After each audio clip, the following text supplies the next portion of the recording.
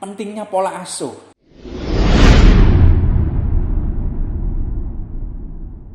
terhadap masa depan anak-anak kita.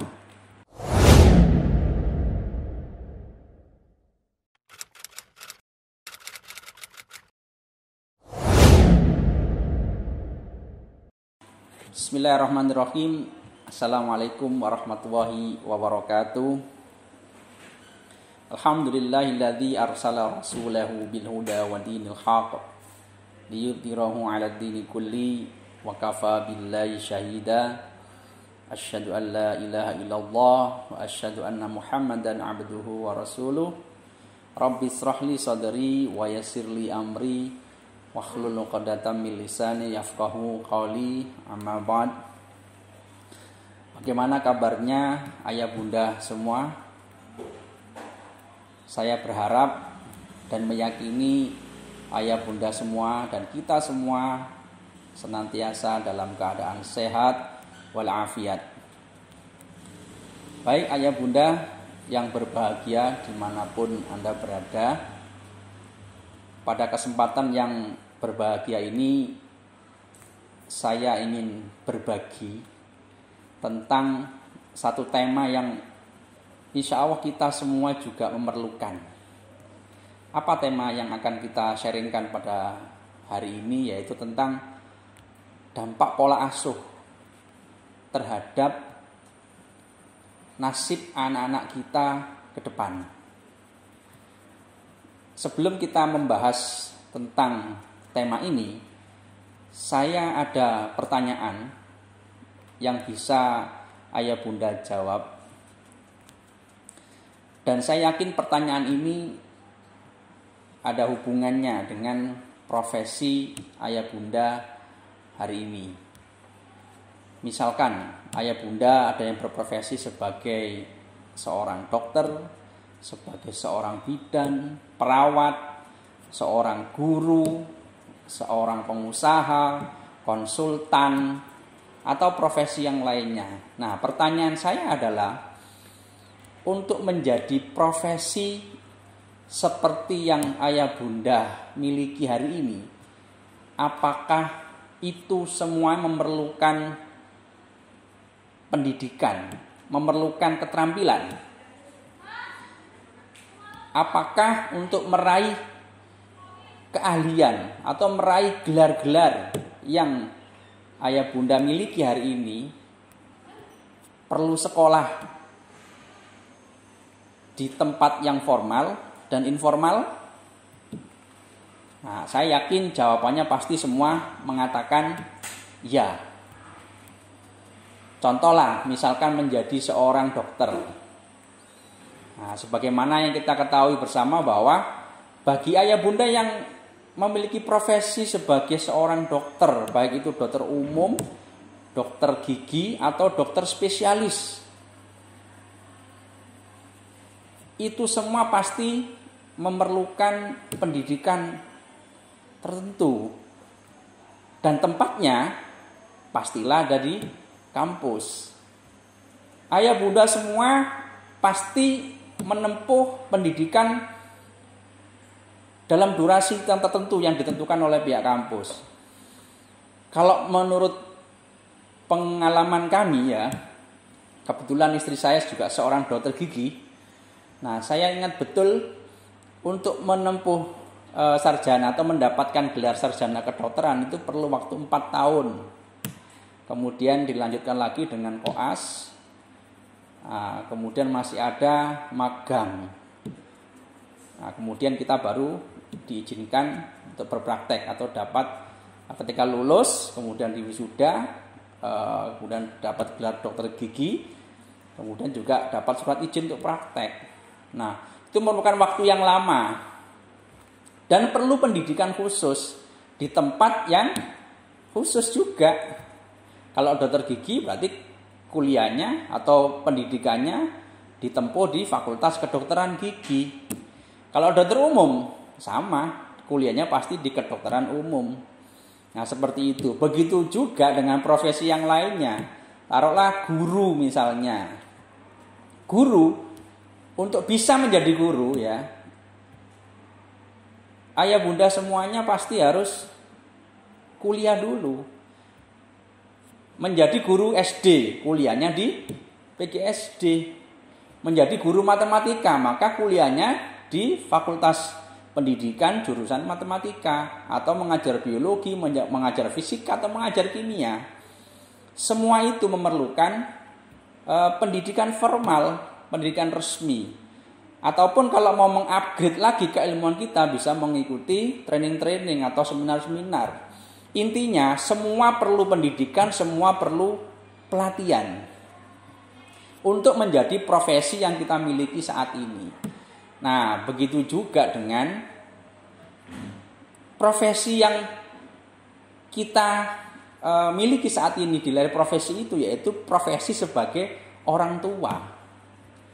Nah, pertanyaan saya berikutnya adalah, untuk menjadi orang tua, apakah dulu kita sudah melalui proses pendidikan, melalui mengikuti pelatihan-pelatihan atau seminar, sebagaimana kita menjadi konsultan, sebagaimana kita menjadi dokter gigi, sebagaimana kita menjadi dokter umum, menjadi pengusaha, atau menjadi profesi apapun.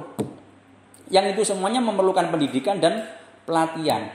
Nah, sekarang untuk menjadi orang tua, apakah kita juga sudah mempersiapkan, sudah mengikuti pelatihan-pelatihan, training-training atau seminar-seminar terkait dengan pola pengasuhan anak? Nah, kalau belum, saya mengajak kepada ayah bunda melalui program baru yang diluncurkan oleh Yayasan Ihsanul Amal dengan tema Ihsanul Amal Menyapa. Pada kesempatan yang berbahagia ini, saya diamanahi oleh yayasan untuk berbagi kepada ayah bunda semua tentang pentingnya pola asuh terhadap masa depan anak-anak kita. Baik ayah bunda yang berbahagia, ada pertanyaan juga begini. Ada seorang orang tua bertanya kepada saya, "Pak, apa harus sepenting itu kita merencanakan masa depan anak? Kan mereka punya masa depannya sendiri nanti kalau udah besar. Ya kita mengalir sajalah, tidak perlu kita terlalu mencampuri urusan anak-anak, urusan masa depan anak-anak." Ada yang bertanya seperti itu. Maka saya hanya menjawab begini kepada seseorang ini, "Bapak, kalau kira-kira Bapak mau naik taksi, kira-kira sopir taksi itu maukah mengantar Bapak ke tempat yang tidak jelas tujuannya?" Nah, saya yakin ya ayah bunda semuanya mungkin juga menjawab yang sama dengan orang tua tadi. Nah, ketika saya bertanya demikian, orang tua itu diam. Nah, makanya kemudian kita lengkapi lagi. Kalau kita mau naik taksi, kemudian kita tidak memiliki tujuan, sopirnya pun juga bingung. Mau diantar kemana? Kalau hanya sekedar naik mobil mungkin bisa. Kalau cuma muter Banjarmasin misalkan, itu masih ada tujuannya jelas ke Banjarmasin. Misalnya diantarlah ke Banjarmasin. Nah, ketika sudah sampai di Banjarmasin pun harus jelas Banjarmasin sebelah mana, lokasinya tepatnya di mana, sehingga sopir taksi yang kita akan naik di mobil tersebut, sopirnya sudah punya tujuan yang jelas, dan kita juga punya tujuan yang jelas. Nah, sama seperti anak-anak kita saat ini, kita juga perlu memiliki rancangan masa depan kepada mereka semua. Nah, kemudian sebagaimana di awal ya, tema kita adalah pola asuh menentukan nasib mereka masa depan. Nah, terkait dengan ini, kalau kita mau melihat ke dalam atau lebih ke dalam lagi tentang diri kita saat ini, Bapak, Ibu semua, ya Bunda semuanya, itu merupakan produk dari apa yang selama ini atau dulu ketika kita di usia 0 sampai 5 tahun, 5 tahun sampai 10 tahun, kita setiap hari selalu disuguhi oleh tontonan-tontonan, bahkan tuntunan oleh kedua orang tua kita. Bagaimana orang tua kita dulu berbicara, bagaimana kedua orang tua dulu kita bersikap, dan bagaimana kedua orang tua kita dulu memperlakukan kita, bagaimana cara mengasuh kita dulu. Nah, itu sangatlah melekat dalam ingatan kita. Kita dulu ketika di masa anak-anak, apalagi di usia 0 sampai 5, itu menurut para pakar disebut dengan golden age, masa keemasan. Di usia itu anak akan selalu memperhatikan dan bahkan menirukan apa yang dia lihat hari itu, apa yang dia saksikan saat itu. Sehingga itu menjadi tuntunan secara otomatis tanpa orang tua kita dulu menyadarinya. Atau mungkin bahkan hari ini ya, kita sebagai orang tua sadar atau tidak telah memberikan tuntunan kepada anak-anak kita. Sadar atau tidak, apa yang kita ucapkan sehari-hari kepada mereka, sikap kita seperti apa kepada mereka, bagaimana intonasi suara kita ketika kita berbicara dengan mereka, apalagi ketika kita memberikan perintah atau memberikan larangan kepada anak-anak kita. Intonasi suara serta pilihan kata itu direkam oleh anak-anak. Dan kualitas rekamannya itu bagus sekali. Ini contoh sederhana saja, ketika kita melihat data yang ada di BK ya, rata-rata ini ketika kita melihat beberapa anak yang dikonseling, saya ambil satu contoh saja, anak yang suka memukul misal. Nah, ternyata setelah ditelisik ya, itu banyak anak-anak ini di rumahnya juga sering mendapatkan pukulan dari orang tuanya mulai kecil. Ya, ada yang SD itu kan suka mukul kawannya, ada yang kelas 2, kelas 3, kelas 4 sampai yang SMP. Itu suka mukul kawannya. Kalau nggak mukul gatel mungkin tangannya. Nah, itu setelah kita cross check ya. Beberapa anak yang kita konseling ini, ketika kita melakukan konseling, kemudian kita melakukan interview kepada mereka, kita mengeksplorasi semua yang ada di dalam pikirannya, akhirnya keluar satu persatu unek-unek yang mereka miliki, dan ternyata itu semua tanpa disadari ya oleh orang tua khususnya ya, itu sebuah tuntunan yang dia rekam sejak kecil. Dan ketika dia di sekolah melihat situasi yang berbeda yang tidak sesuai dengan hatinya, melihat stimulus yang muncul dari kawan-kawannya yang dia rasa tidak sesuai, maka untuk menyelaraskan dan membuat teman-temannya itu taruhlah diam misalkan, maka ada satu solusi yang praktis yang dia lakukan, yaitu memukul. Nah, ketika dia memukul, ya tidak sadar juga karena dia menganggap itu adalah keyakinan dia. Kalau untuk membuat orang lain diam, ya pukul saja. Nah, ternyata itulah yang menjadi rekaman bagi sang anak ini ketika di rumah. Nah, seperti ini yang kita maksud ya, pola asuh kita itu menentukan nasib anak-anak kita ke depan. Nah, bagaimana caranya ya agar anak-anak kita bisa menjadi anak yang baik, bisa menjadi anak yang sukses? Apalagi kalau kita membaca ya tentang visi sekolah kita, Ihsanul Amal adalah terwujudnya generasi yang soleh, cerdas, mandiri, dan berbudaya lingkungan. Nah, bagaimana caranya? Nah, ada beberapa tips ya yang bisa kita sharingkan. Yang pertama adalah kita bisa menjadi orang tua yang pengasih dan penyayang. Nah, ada muncul pertanyaan sekarang, ayah bunda, kira-kira yang dimaksud orang tua pengasih itu seperti apa? Dan orang tua penyayang itu seperti apa?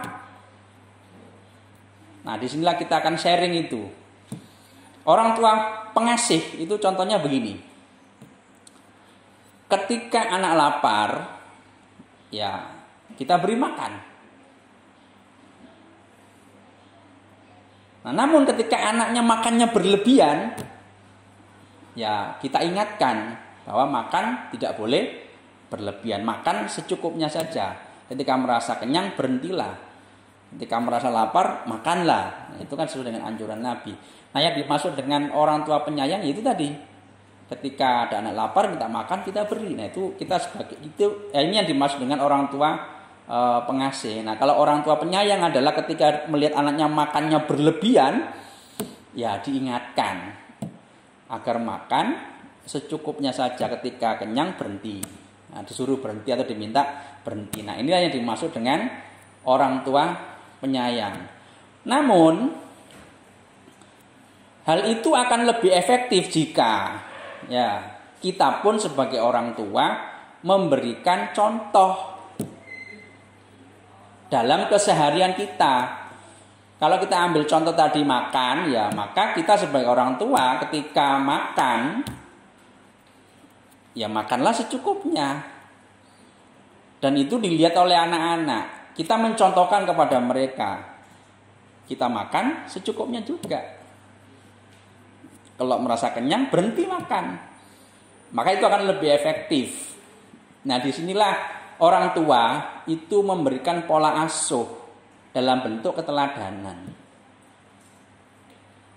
Kalau kita hanya sekedar menyuruh, ya anak-anak waktu itu bisa bilang iya, namun kenyataannya bisa tidak. Nah, untuk lebih efektif, saran saya adalah mari kita bersama-sama menjadi contoh bagi anak-anak kita. Kalau ingin kita menjadi anak-anak kita menjadi anak penyayang, maka kita juga harus memulai menjadi orang tua penyayang. Kalau anak-anak kita ingin menjadi anak yang pengasih, maka kita dulu yang sebaiknya memberikan contoh keteladanan sebagai seorang orang tua yang memiliki sifat asih. Nah, kembali sekarang kepada konteks visi sekolah kita menjadi anak yang soleh. Untuk membuat anak kita menjadi soleh, sekali lagi, ya, mari kita bersama-sama membuat diri kita menjadi soleh dulu. Bapak yang soleh, ibu yang solihah. Nah, contoh sederhana yang sering menjadi keluhan orang tua ketika saya menerima konseling dari beberapa wali murid, ya, beberapa orang tua, baik itu dari TK, SD dan SMP di Ihsanul Amal ini, yang sering muncul itu, Pak, anak saya itu Pak susah kalau disuruh sholat. Anak saya itu kalau disuruh sholat itu kita harus tengkar dulu, Pak. Nah, seperti itu. Bagaimana caranya Pak agar anak saya ini bisa ya seperti kawan-kawannya lah, sholat nggak usah disuruh, ngaji nggak usah disuruh, menghafal nggak usah disuruh. Itu gimana caranya? Nah, sering saya mendapatkan pertanyaan-pertanyaan seperti itu.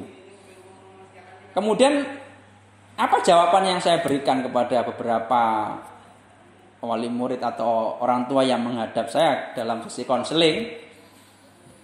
Ya, saya hanya memberikan pertanyaan balik kepada mereka. Kalau bapak atau ibu atau ayah bunda menginginkan anaknya sholat tidak disuruh lagi, ngaji nggak usah disuruh-suruh, menghafal Quran nggak usah disuruh-suruh. Nah, pertanyaan yang saya berikan kepada mereka adalah, sudahkah ketika adzan berkumandang, bapak khususnya ya langsung mengajak anaknya sholat? Sudahkah ibu di rumah dan ayah ya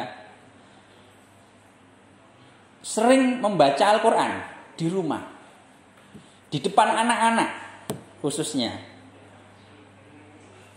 Kalau itu sudah biasa kita lakukan, ya insya Allah mereka pun insya Allah akan lebih mudah menuruti apa yang kita perintahkan. Kenapa bisa demikian? Ya, semua berawal dari keteladanan. Jadi ketika adzan, ya sudah, ayo sama-sama diajak ke musola atau ke masjid sholat. Kalau misalnya hujan lebat yang tidak memungkinkan, atau dalam kondisi yang lain kita tidak mungkin untuk pergi ke masjid ya atau ke musola, ya ajak mereka untuk sholat di rumah bersama-sama. Nah, terkadang di antara kita ini menginginkan mereka begini, sementara kitanya begitu. Kan gitu. Jadi kalau kita ingin menjadi orang tua yang baik, ya tentunya kita harus juga melatih diri kita menjadi orang tua yang baik. Dan bagaimana cara menjadi orang tua yang baik? Ya, saran saya sering-seringlah mendengarkan kajian tentang parenting, pola pengasuhan anak. Kalau ada kesempatan yang diadakan oleh pihak yayasan, seminar parenting, ya saran saya ikutlah. Mari bergabung bersama-sama belajar dengan orang tua semuanya yang ada di Ihsanul Amal ini. Bersama kami semua juga belajar. Ya, sebagaimana profesi yang di awal saya sebutkan. Ada yang menjadi ya bermacam-macam, ada dokter, konsultan, pengusaha, guru dan lain sebagainya. Itu semua perlu sekolah. Itu semua perlu pelatihan tambahan. Sama. Menjadi orang tua pun begitu. Kita perlu latihan, kita perlu pelatihan, kita perlu sekolah. Nah, sekolah orang tua itu adanya di program parenting. Arti dari parenting itu kan pengasuhan. Maka kalau ada undangan dari pihak sekolah atau undangan dari pihak yayasan atau dari mana saja yang mengajak kita, yang menawari kita untuk mengikuti pelatihan parenting atau parenting training, pelatihan pengasuhan orang tua, ya saran saya ikuti saja. Kenapa harus diikuti? Ya karena kita ini memang perlu itu. Kalau kita ingin membuat desain, buat rancangan masa depan kepada anak-anak kita di kemudian hari, mereka menjadi anak yang sukses, ya ayo bersama-sama kita sekolah. Sekolah lagi. Sekolah menjadi orang tua yang sukses. Nah, sekarang ini sudah banyak. Bapak, Ibu, Ayah, Bunda semuanya bisa mengikuti kuliah-kuliah online.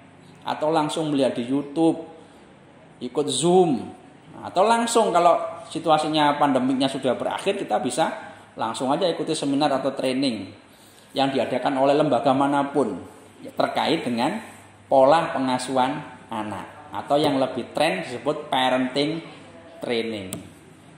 Nah, ini loh pentingnya parenting itu bagi kita semua. Ibu bisa menjadi dokter, bapak bisa menjadi dokter, bisa menjadi guru, bisa menjadi konsultan, bisa menjadi perawat, jadi bidan, jadi pengusaha. Itu semuanya perlu sekolah. Itu semua perlu pelatihan. Nah sama ketika kita ingin menjadi orang tua yang baik, yang bisa mendesain anak kita menjadi anak yang sukses di masa depan, ya mari kita bersama-sama sekolah juga. Sekolah parenting. Jadi itu. Baik ayah bunda yang berbahagia, itu yang pertama ya. Kita menjadi orang tua pengasih dan orang tua penyayang. Yang kedua yang bisa kita lakukan adalah sering-seringlah kita mengajak mereka bicara. Ajak omong mereka. Apalagi anak-anak yang sudah balik ya. Sering-seringlah ajak mereka untuk berbicara. Diajak ngomong mereka. Jangan sering diomongin. Jangan juga mereka sering dibicarakan. Nah terkadang tanpa kita sadari ada sebagian orang tua yang sangat percaya diri dan bahkan berapi-api menceritakan, membicarakan tentang kelemahan-kelemahan anaknya. hati-hati ayah bunda semua ya. Ketika kita menceritakan kelemahan-kelemahan anak kita, sesungguhnya kita itu berikrar kepada manusia dan berikrar kepada Allah tanpa kita sadari. Contoh, ada beberapa orang yang saya temu dan curhat dengan kami. Dia mengatakan atau beliau mengatakan, aduh anak saya itu lelet pak. Anak saya itu tidak kayak teman-temannya. Teman-temannya itu rajin. Teman-temannya itu pinter. Kemudian kalau saya nanya, lah kalau memangnya kenapa dengan anak pian? Dengan anak bapak, dengan anak ibu kenapa? Kalau anak saya itu malesnya minta ampun pak. Nah ini kalimat yang keluar. Afirmasi secara afirmasi dengan percaya diri dan berapi-api. Dengan penuh keyakinan. Pertanyaan saya, Pak, Bu, ini anak siapa? Ini anak siapa?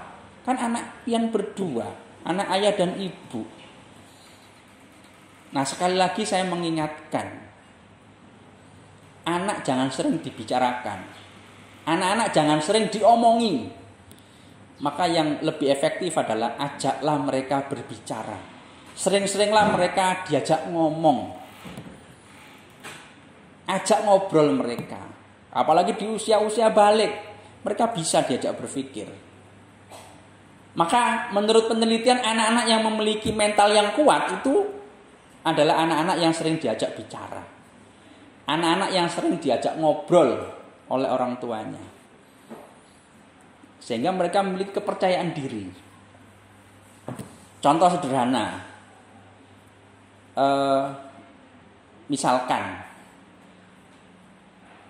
ada anak saya, kebetulan ada di SMP semua ya, kelas 7 dan kelas 8. Kemarin ustadzanya menginformasikan kepada anak-anak di SMP untuk mengikuti lomba. Ada beberapa lomba, ada baca puisi, ada buat vlog, ada bikin poster. Nah kemudian saya bertanya kepada mereka, Mbak, Mas, ini loh ada lomba dari ustadzamu, dari sekolahmu. Kira-kira menurut kamu seperti apa lomba ini? Apakah kamu tertarik untuk mengikutinya? Atau tidakkah kamu ingin mencoba untuk mengikutinya? Nah kita ngajak ngobrol mereka, memberikan pertanyaan-pertanyaan. Ya awalnya mereka, enggak, aku enggak tertarik. Kemudian saya nanya lagi, apa yang membuat kamu tidak tertarik dengan lomba ini? Aku enggak punya kemampuan. Aku enggak biasa membuat poster. Kemudian saya nanya lagi, kira-kira kalau kamu punya kemampuan, maulah kamu ikut lomba? Ya kalau aku punya kemampuan, aku mau ikut lomba.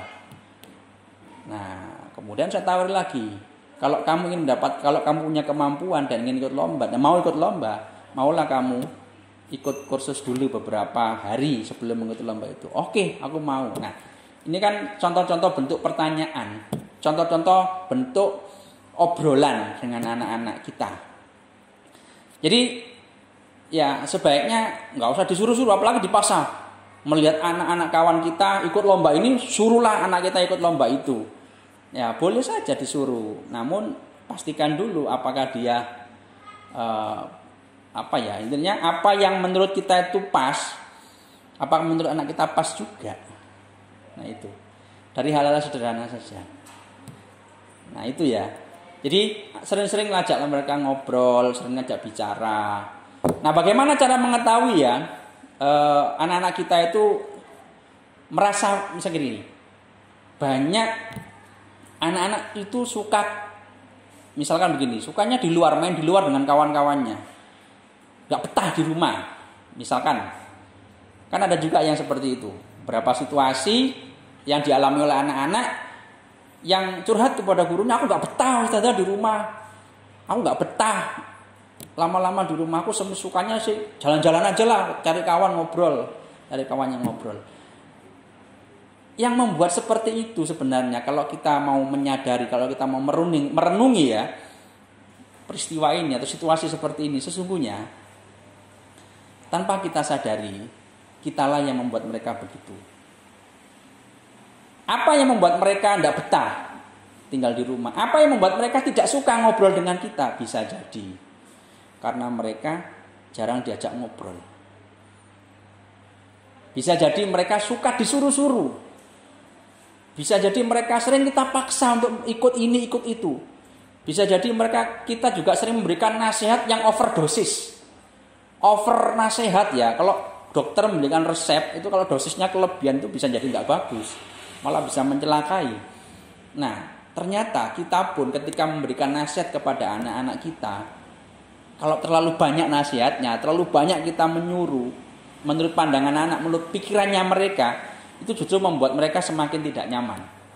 Sehari, 2 hari, mungkin mereka masih bisa terima. 3 hari, apalagi sebulan, makin mereka kada tahan juga, tidak tahan juga untuk mendengar nasihat-nasihat itu.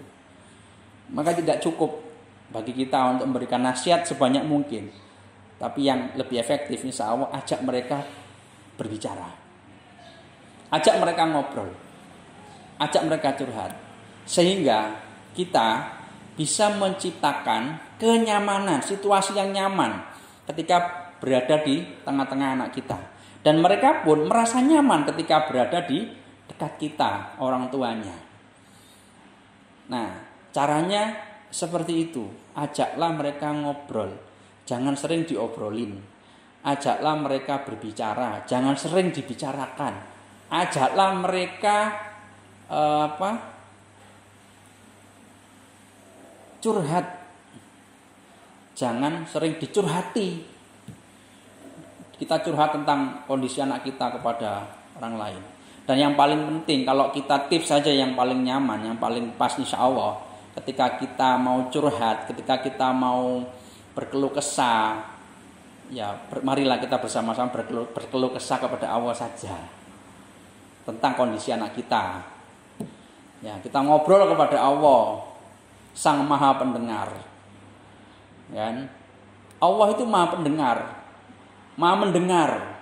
Mendengar di sini juga bisa sebagian ulama itu ada yang mengatakan juga Maha Tahan. Maha Tahan mendengar curhatan kita. Nah, kalau ayah bunda semua memiliki masalah yang kurang nyaman terkait dengan perilaku anak kita, maka sering-seringlah curhat sama Allah. Curhatlah sama Tuhan kita semua. Karena Allah itu Maha Tahan mendengar curhatan kita. Allah itu sanggup 24 jam mendengarkan curhatan kita, hambanya. Ini berbeda kalau kita curhat misalkan dengan psikolog. Paling banter kalau kita curhat dengan psikolog itu 1 jam. Dan setelah 1 jam atau hitungannya bisa berubah kalau 1 jam. Artinya waktunya dibatasi dan ada harga yang harus dibayarkan lagi ketika kita konsultasi dengan psikolog. Nah, kalau kita curhatnya langsung sama Allah tentang situasi yang ada, insya Allah Allah itu pasti Maha mendengar, Maha Tahan mendengar curhatan kita. Curhatan dalam bentuk apapun, Allah itu tahan. Tinggal kita lah tahan apa enggak kira-kira. Nah, seperti itu dalam sholat malam kita, dalam setiap 5 waktu sholat kita, mari kita mendoakan anak-anak kita. Nah, itu contoh ya, contoh sederhana yang menyebabkan kenapa si anak-anak enggak betah di rumah. Ternyata salah satu penelitiannya adalah karena tanpa kita menyadari kita sering memberikan nasihat yang overdosis kepada anak-anak kita. Kita jarang mengajak mereka bicara. Yang ada kita sering membicarakan mereka. Kita tidak menyadari. Kita mengobroli tentang masalah mereka dan bahkan kelemahan mereka dengan orang lain. Jarang kita ajak ngobrol mereka. Mari kita bersama-sama melalui kesempatan yang berbahagia ini, sekali lagi saya secara pribadi sharing seperti ini mengingatkan kepada diri saya pribadi dan juga ingin berbagi kepada ayah bunda semua, sehingga misi kita sebagai orang tua terhadap masa depan anak-anak kita, insya Allah ketika kita mengetahui caranya, ketika kita sudah ada niat untuk berubah, ketika kita sudah ada niat untuk meningkatkan kapasitas keilmuan kita menjadi orang tua yang sukses, orang tua yang baik, ya mari sekali lagi saya mengingatkan dan mengajak para ayah bunda semuanya, ketika ada undangan atau kesempatan ikut training tentang parenting, training tentang pengasuhan anak, mari kita bersama-sama mengikuti itu. Kita bersama-sama meningkatkan kapasitas kita, mengikut semua pelatihan agar kita mengetahui caranya dan memiliki keahlian untuk mendidik anak-anak kita. Mari kita menjadi arsitek kehidupan, arsitek masa depan untuk anak-anak kita.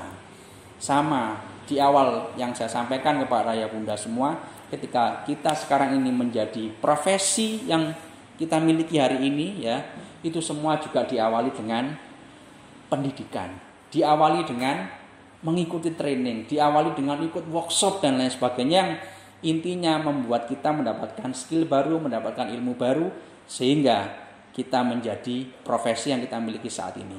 Pun demikian dengan menjadi orang tua yang baik, sehingga bisa memiliki anak-anak yang baik, anak-anak yang sukses di masa depan, anak-anak yang soleh, cerdas, mandiri, dan berbudaya lingkungan.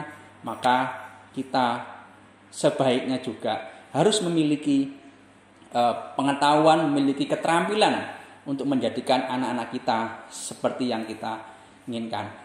Mungkin ini ayah bunda yang bisa saya sharingkan pada kesempatan yang berbahagia ini. Semoga bermanfaat. Saya akhiri. Assalamualaikum warahmatullahi wabarakatuh.